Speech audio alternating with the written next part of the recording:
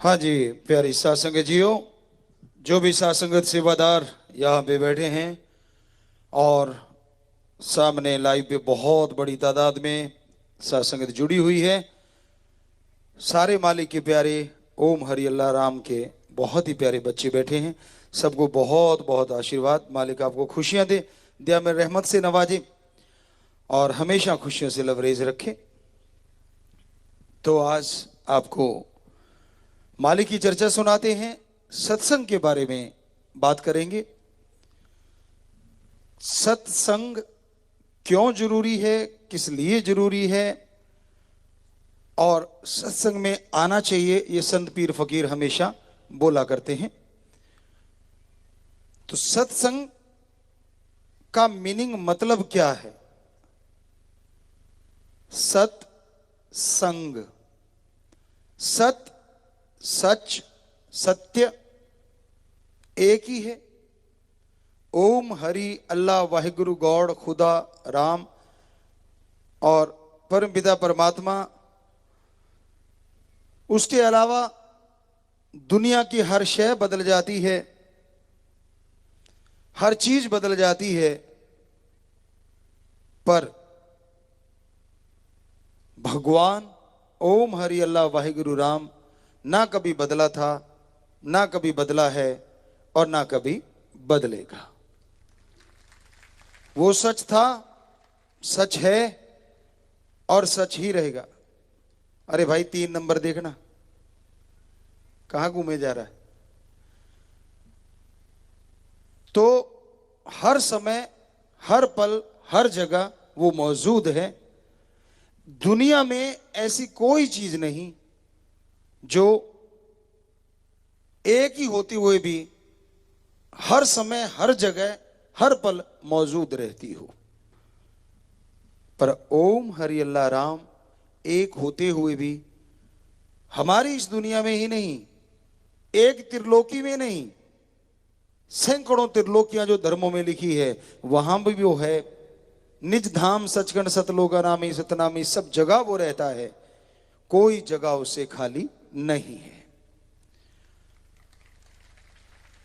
और कमाल उसका ये है, वो जिस भी चीज को देखता है उसी का रूप धारण कर लेता है। कण कण में, जर्रे जर्रे में मौजूद है। पेड़ पौधे ले लीजिए, जीव जंतु ले लीजिए, पशु पक्षी परिंदे ले लीजिए, हर जगह वो है।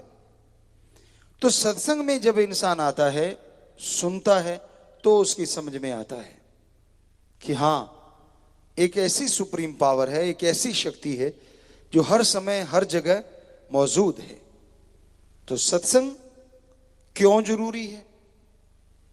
आदमी कहता है मैं क्यों करूं सत्संग, किस लिए करूं सत्संग? क्या आप जानते हैं कि आप कितनी शक्तियों के धनी हैं?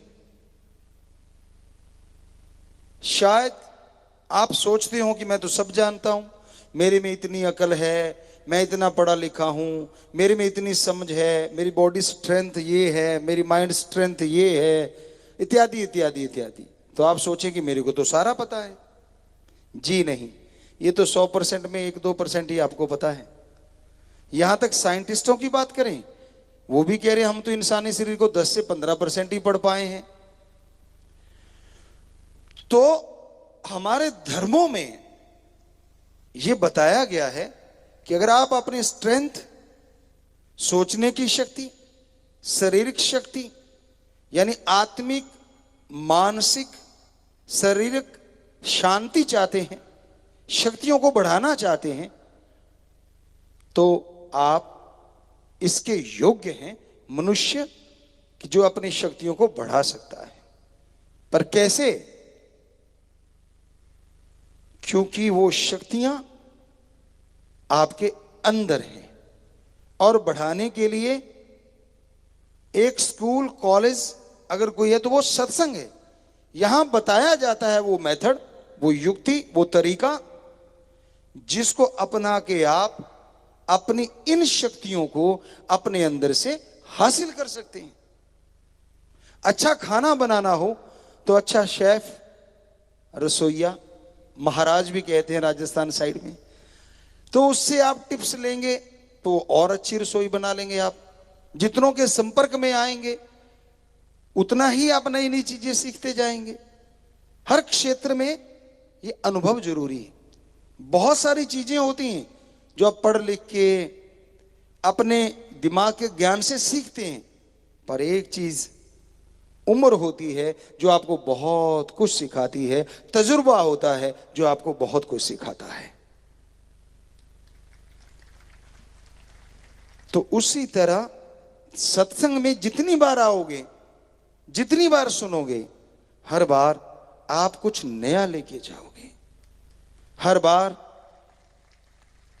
आप अपने लिए, अपने परिवार के लिए, समाज के लिए, देश के लिए, वर्ल्ड के लिए, आपकी सोच की लिमिट जहां तक है, कुछ ना कुछ अच्छा ही करने के लिए प्रेरित होके जाओगे। कभी भी सत्संग में घर पाड़ने के लिए या बर्बाद करने के लिए नहीं सिखाया जाता।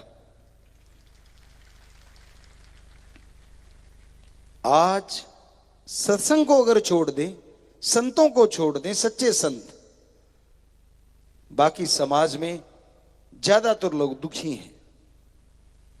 और दुख का कारण जब आप सुनोगे, हैरान भी होगे और मानोगे भी, स्वीकार भी करोगे। अपने दुख से दुखी बहुत कम लोग हैं। दूसरा सुखी ज्यादा क्यों है, इससे दुखी बहुत मिल जाएंगे। यार मेरे पास स्कूटर, ये कार ले गया, धुआं मुंह पे मार गया, मरता क्यों नहीं है? ये नहीं कहता कि मुझे भी कार मिल जाए। वो बर्बाद क्यों नहीं होता? भाई क्या मिलेगा तुझे ऐसा करने से? अपने लिए अच्छा मांग। तो हमने इसमें भजनों की भी रचना करी है। नए जो भजन आपको बोलते हैं कि बहुत सारे 800 के करीब हमने भजन बनाए। गुरुजी की कृपा से, बेपरवाह जी ने रहमो करम किया, उन्होंने बनवाए, उन्होंने बनाए। तो उनमें ऐसा भी भजन है कि आज आदमी दुखी ज्यादा इसलिए क्योंकि दूसरा सुखी क्यों है। लेकिन सत्संग में ऐसा नहीं है। दुनिया में आपको पहले भी कई बार सुनाया हमने, गांव की बात करें तो एक सांझी सी जगह होती है, अलग अलग एरिया में उसका अलग अलग नाम है।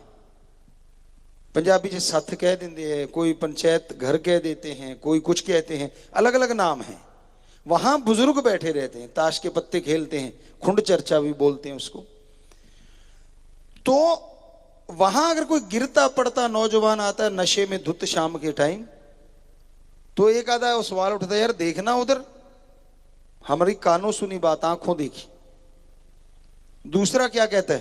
कहता है यार देखने वाली क्या बात है, ये इसकी उम्र है खाने पीने की, अब नहीं करेगा तो कब करेगा। पर असली भावना क्या होती है अंदर से? वो तो गाली देते हैं, रहा तो हमसे भी नहीं जा रहा था पर रोक लिया, गाली दे के बोलते हैं कि अच्छा ये बर्बाद होगा। अंदर भावना ये होती है। और अगर कोई राम नाम की चर्चा सुनने जाता है, आप लोगों ने भी फील किया होगा या फेस किया होगा, हाथ में बैग है, वो बैठे लोग क्या कहते हैं? तीसरे दिन उठा के चल पड़ता है बैग सा, क्या ले लेगा, घर में बच्चे भूखे मरेंगे। होता है कि नहीं होता? जी, सारे सारे लोग कहते हैं कि हाँ हमने ये कभी ना कभी फेस किया है। आशीर्वाद, हाथ नीचे कीजिए। तो अब ये बताइए, आप लोग जब सत्संग में आते हैं, राम नाम के भक्त राम नाम गाने के लिए, सुनने के लिए आते हैं, क्या आप बाद में जाके उन लोगों से कुछ मांगते हैं? नहीं ना। तो उनको तकलीफ क्यों हो रही है कि ये तीसरे के दिन क्यों चल पड़ते हैं, इतने इतने लोग क्यों इकट्ठे हो जाते हैं? उनको तकलीफ इसलिए होती है कि ये तो यार आबाद होते जा रहे हैं, दिनों दिन तरक्की करते जा रहे हैं, इनके घरों में तो बरकतों के ढेर लग रहे हैं। तो आपको वहीं पे आ गई बात, दूसरों को सुखी देख के ज्यादा लोग दुखी रहते हैं और फिर कोशिश करते हैं कोई चिंगारी लगाने की, भाई को भाई से लड़ा दें, बेटे को बाप से लड़ा दें। बड़े मास्टर बैठे हैं जी, उस्ताद बैठे हैं, पता ही नहीं चलने देते, ऐसी ऐसी बातें सुनाते हैं। तो इस पे एक आपको बात सुनाया करते थे, वो बात ख्याल में आ गई। एक संत किसी गांव में आए और उसकी एक सज्जन सेवा करने लग गए। वो सज्जन जो सेवा करते थे, संतों ने उसे पूरा पढ़ लिया अब सेवा ही इतनी करी उन्होंने, साथ संगत आती उनकी चाय बना के देना, लोग तब थोड़े आते थे, 5-10 आ गए, उनको खाना बना के देना, संतों के लिए भी खाना दे दिया। अब सेवा करता रहा वो, सेवा भावना जबरदस्त। टाइम हुआ तो संत कहने लगे, भाई हम तो जा रहे हैं अब और नगर के लिए, पर आपने बहुत सेवा की, बोलो आपको क्या वरदान दी। मां के बेटे ने एक बार भी ना नहीं करी। आमतौर पे ये अपने सभ्यता है कि एक बार अगर कोई चाय भी कहे ना कि यार चाय पी ले, तो आगे से कह देते नहीं। और कई जगह हमने देखा है, सामने वाले ने चाय पिलाऊं, चाय ले आई, नहीं, अच्छा ठीक है, दूसरी बार पूछते ही नहीं। आप लोग कहीं ना कहीं देखा होगा, हमने देखा है जी, बिल्कुल देखा है, एहसास किया है। और कई ऐसे होते हैं पूछते ही नहीं। अब पूछना क्या है, कोई मेहमान आया है, हमारे तो धर्मों में लिखा है मेहमान तो एक तरह से भगवान की तरह होते हैं। भाई आए हैं तो मतलब सत्कार करने के लिए, वो भगवान नहीं बन जाते।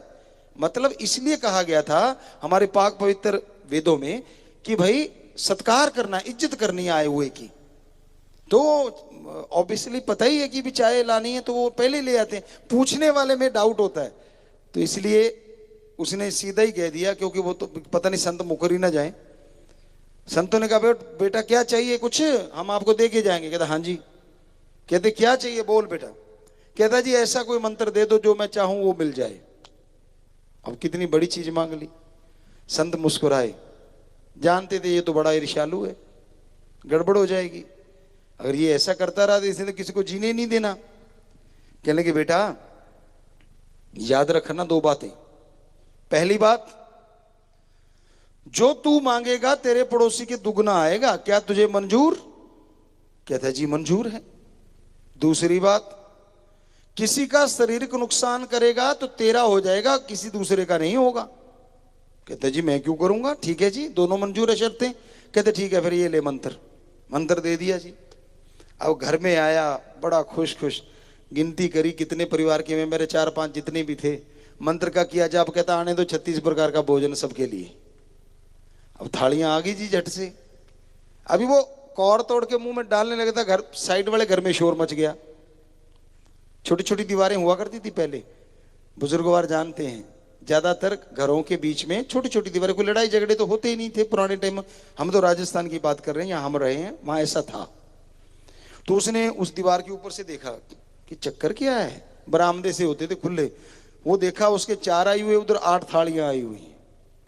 पिस्सू तो पड़ने शुरू हो गए। जो सेवा करता मैं मर गया, ये बैठे बिठाए डबल ले रहे हैं। कोई नहीं, चलो भूख लगी थी, खाना खाया, खाना तो स्वादिष्ट होना ही था, अब गैबी रूहानी खाना था। बहुत खुश हुआ, सारा परिवार खुश हो गया। तो तब बैलों से खेती करते थे। कहता जी ऐसा है, मैं चलाता हूं, मेरा बेटा चलाता है, तो हमारे 2 नगौरी बैलों की जोड़ियां आ जानी चाहिए। अब वो खाना खा के बाहर निकला, देखा खूंटे पे 4 बैल खड़े पूरे गजब के, बड़ा खुश हुआ। अभी आप जाके हाथ ही रखा था, देखा पड़ोसियों पे शोर मच गया। अब हाथ धीरे ही चल रहा था, क्यों पता था उधर शोर मचेगा। देखा ऊपर से दीवार के, उधर 8 बैल खड़े। पंगा पड़ गया यार, गालियां देके कहता है सेवा करता मैं मर गया, ये बिना वजह पंगा ले रहे। अब नहीं मंत्र का जाप करूंगा, ये कोई बात थोड़ा ना है। चुप हो गया, पर अंदर जलन। आपको अभी कहा था दूसरों का सुख देख के दुखी। अब आ गया बाहर, बाहर वाले कहते यार उदास सा दिखता है। कहते यार क्या उदास दिखता हूं, बाद में कभी बताऊंगा। घर वालों ने जोर दिया कि यार तू कुछ और भी मांग ले। कहते चलो ठीक है। कहते ये देख घर देख अपना कितना गंदा हुआ पड़ा है, अब उसको मतलब जी करे मांगू कि ना मांगू, पता था होगा क्या। अब घर वालों ने प्रेशर प्रेशर डाला, मान गया, मंत्र का जाप किया। कहता जी आलीशान घर बन जाए। वसो देखा खाली जगह हुआ करती थी, जिसे नोहरा या बेहड़ा साइड में होता था, इधर घेर कहते हैं शायद यूपी साइड में, तो वो एरिया था। देखा उधर तो वो महल बना खड़ा है। अभी वो उधर देख ही रहा था, पड़ोसी के 2 बन गए। कहता है इसीलिए तो मैं कह रहा था मत लो पंगा, हटे नहीं ना, वो देखो उधर। अब सारे चुप हो गए। कहता अब नहीं, अब मुझे तंग मत करना, कुछ नहीं मांगना मैंने। अब बेचारा चुपचाप, पड़ोसी बड़े खुश यार, कुछ किया नहीं कराया नहीं, ये तो बड़ा मजा आ रहा है। वो तो शोर मचाएंगी, नाचेंगे, आएंगी, उसको लगे जहर जैसे। तो कि ना मेरा कोई नाम, ना मेरी कोई वाह है, मेरी वजह से सारा कुछ ले रहे हैं और ये नाचे क्यों दे जा रहे हैं। हालांकि उन्होंने बेचारों ने उसका कुछ बिगाड़ा नहीं था। चला गया। कई यार दोस्त होते हैं, आपको कहा ना बड़े मास्टर होते हैं, आप जानते ही हो, कहने की जरूरत नहीं। तो वो दुनिया में गया और कहने लगा यार मेरे साथ तो बड़ी गड़बड़ हो रही है। कहने लगे क्यों, तू बड़ा उदास, और यार तेरे तो महल मोल पता नहीं तू कहां से रातों रात कौन सा जादू टोना कर आया। कहता कौन से महल। कहते नहीं यार तेरे खेत में बैल भी बड़े बढ़िया चल रहे थे। कहता मत पूछ यार। कहते तो भी। वो कहता मेरे पंगा ले लिया मैंने वो संतों के की थी सेवा। कहते हाँ। कहता उन्होंने मुझे वरदान दिया लेकिन पड़ोसी के डबल हो जाता है। कहता पक्का। कहता देख फलां के। कहता हाँ यार उनके भी 2 बने हुए हैं। कहता फिर। कहता इधर आ। साइड पे ले गया, कान में कुछ फुसफुसाया। मास्टरों का काम ही होता है, अगलाई डब्बू को तकानते। उसका क्या जब बिगड़ना था। अब वो गया और जाके मंत्र का जाप किया। कहता हे भगवान मेरे गेट के आगे एक कुआं लग जाए। अब उसके कुआं लग गया, पड़ोसी के 2 लग गए। कहता बन रही है बात। कहता यार सिखाया तो उसने बढ़िया है। संतों के वचन भूल गया। क्या, किसी का नुकसान, शारीरिक नुकसान मत करना। अब मंत्र पढ़ा और कहने लगा हे भगवान मेरी एक आंख फूट जाए, हमारी एक आंख फूट जाए। वो सारा परिवार की एक आंख फूट गई। अब उसने एक आंख से देखा हो क्या रहा है, होना क्या था। वचन थे संतों के कि अगर तू किसी का शरीर को नुकसान करेगा तेरा हो जाएगा, पड़ोसी का नहीं होगा। तो जरा सोच के देखिए, अगर आज ये वरदान पूरी दुनिया में हो रहा हो तो क्या होगा। आंख तो नहीं बचेगी किसी की एक। बुरा ना बना लेना भाई, सारे एक जैसे नहीं होते। बहुत अच्छे लोग भी हैं, बहुत नेक लोग भी हैं, पर ये बात से आप एग्री जरूर होंगे कि दूसरों के सुख को देख के जलने वालों की गिनती ज्यादा है। हकीकत में है ये बात। तो सत्संग में आओगे तो समझ आएगी। अरे मांगना है तो अच्छा मांग लीजिए। किसी की कार देखते हो ये मांग लो मेरे लिए आ जाए, और मेहनत करो। ये क्यों कहते हैं कि वो उल्ट जाए उसकी कार, पलट जाए उसकी कार। अच्छा मांगो, नेक चीज मांगो। पर ये पता तब चलता है जब आप सत्संग में आते हैं। उसके आए बिना कुछ भी पता नहीं चलता, समझ ही नहीं आती। अब बुराई का कोई स्कूल कॉलेज नहीं होता। कितनी भी बुराइयां देश समाज में, वर्ल्ड में है, पूरी दुनिया में, इंसानों में है, कहां है स्कूल बताइए। निंदा करने की हुई कोई ट्रेनिंग कहीं पे। हमारे उठने की देर है देखना। सारे नहीं करते पर थोड़ी थोड़ी तो जरूर आदत सी पड़ी हुई है। वो ना भैंस थोड़ी सी चाट खा के दूध दे देती है, आटा डालते ना ऐसे तो फिर आराम से टिकी रहती है। आप जानते किसान भाई, गऊ भैंसों को डालते होते ना वो चाट की आदत पड़ी हुई है। कितना ही समझा लें हम, देखना वो कैसी बैठी थी, देखना वो कैसा था। तो आप सारे जानते हो, मेरे आगे सिर कर दिया, मुझे जानबूझ के किया, ऐसे थोड़ा ना। अब चाहे उसकी हाइट ज्यादा हो, वो बेचारी का हो गया भाई, तो आगे निंदा चुगली नहीं बाजा है। आप कितने ही समझा लें, चाट थोड़ी थोड़ी चलती रहती है, फिर चापलूसी चलती है। अब आपके पास आप बड़े अमीर हैं, राज पहुंच है, बड़ा ओहदा है, तो जी फिर मत पूछो। पंजाबी जी कहते कौली चट, बुरा ना मनाए उपराओ, कोई निकल जाती है बात, मुंह में आया रहती नहीं। सो ऐसे ऐसे मिल जाएंगे आपको जो सारा दिन हिलाते रहेंगे, समझ गए आप। तो आपको ये, आप हमारी सुन के ये सोचोगे यार वो वाले कौन है और असली वाले कौन है, पहचान ही नहीं आती। आप कुछ भी बोलो, कई तो ऐसे होते हैं आपके बोल को गिरने नहीं देते। हाँ जी बिल्कुल ठीक है, आप जो बोल रहे बिल्कुल सही है। हम भी फेस करते हैं ये चीजें, हम कौन सा झूठ बोल रहे हैं। हम कुछ कहते हैं हाँ जी बिल्कुल, हमने कहा टिक भाई अभी तो आधी बात हुई है, हमें पूरी तो कर लेने दे। तो ये चलता है। ये दूसरा ये हो गया। तो क्या चापलूसी की कहीं ट्रेनिंग है, कहीं निंदा चुगली के स्कूल हो, चापलूसी करने के कहीं स्कूल हो, बेईमानी करने के कहीं स्कूल हो? कैसे किसी की जेब काटनी है इसके कोई स्कूल हो, शायद थोड़ी ट्रेनिंग देते होंगे जेब काटने की, तो शायद। तो कितनी और बुराइयां हैं, काम वासना है, क्रोध है, लोभ है, मोह है, अहंकार है, मन है, माया है, बहुत सारी चीजें हैं। क्या इनकी ट्रेनिंग है कहीं पे? नहीं है। ऑटोमेटिकली इंसान के अंदर रजो तमो सतो गुण हैं, उनको अवगुण के में बनाते हुए पता ही नहीं चलता कब। वैसे तो ये गुण हैं, पर अति हो जाए तो ये अवगुण हो जाते हैं। तो कहने का मतलब आज समाज में बुराइयां ज्यादा फैल रही हैं। आपके दिल की बात कह दो तो कहने वाला सही है, दिल की बात नहीं कही तो कहने वाला जहर जैसा लगता है, कड़वा लगता है। पर संत क्या करें, उनका तो काम ही सच बोलना होता है। चाहे कोई कुछ भी कहे, कुछ भी तसीहे दे दे, सच बोलने से संत ना बाज आए थे, ना आए हैं और ना कभी आएंगे। संत ही झूठ बोलेगा तो यकीन किस पे करेगा आम आदमी। हमारे पास कई सज्जन आते थे और कहने लगे गुरुजी आपके पास आते हैं ना तो एक दिक्कत आ जाती। हमने कहा क्या?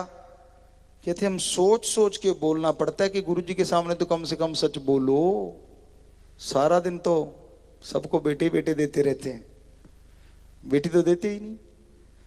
सो बुरा ना मनाना भाई, समझने वाले समझ गए होंगे, हम तो वैसे इशारा सा किया है। सो आज समाज में ज्यादातर लोग झूठ के पुजारी हो गए हैं। यहां जरूरत पड़ती है वहां ही सरका देते हैं। सच तो कभी कभार जुबान पे आता है, क्योंकि अपना बिजनेस चलाना है, व्यापार चलाना है। कहते गुरुजी आपको बड़ा पता है, उसके लिए 100 झूठ बोलने पड़ते हैं।